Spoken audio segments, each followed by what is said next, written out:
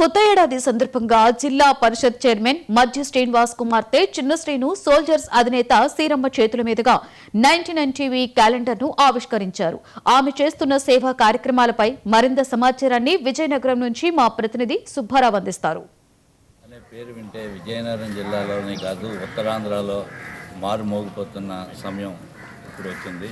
ఆమె చిన్న శ్రీను సోల్జర్స్ అనే సంస్థని వ్యవస్థాపక అధ్యక్షురాలుగా ఉంటూ పేదలకి పాలిట అన్నదాతగా, అలాగే అందరికీ ఎవరైనా సరే సహాయాన్ని అర్థించి వచ్చిన వారికి ఈ అపర దాన కన్నుల్లాగా ఆమె ప్రజల హృదయాల్లో చోటు చేసుకుంది.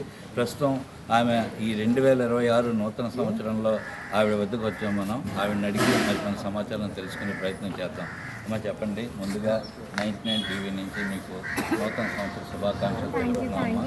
ఈ నూతన సంవత్సరంలోని మీరు చేసే సేవా కార్యక్రమాలు అన్నీ చాలా ప్రజల్లోకి గత సంవత్సరం నుంచి చాలా దిగుతున్నాయి. మీరు ప్రజలను ఉద్దేశించి ఏ విధంగా చెప్తారు? అందరికీ నమస్కారం. తొలిగా మన విజయనగరం జిల్లా ప్రజలకి మరియు మన దేశంలోనే ప్రతి ఒక్కరికి నూతన సంవత్సరం శుభాకాంక్షలు. అసలు నాకు సేవా కార్యక్రమాలు అన్న మాట చాలా చిన్నది.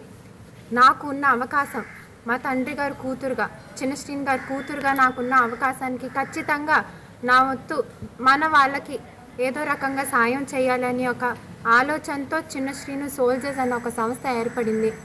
ఇలానే ఎన్నో కార్యక్రమాలు ఆల్రెడీ చేశాం. గత 2 సంవత్సరాల నుంచి ఇలానే చేస్తూ కూడా ఉంటామని చెప్పి ఈ విధంగా మళ్ళీ ఇంకొకసారి హామీ ఇస్తున్నాను.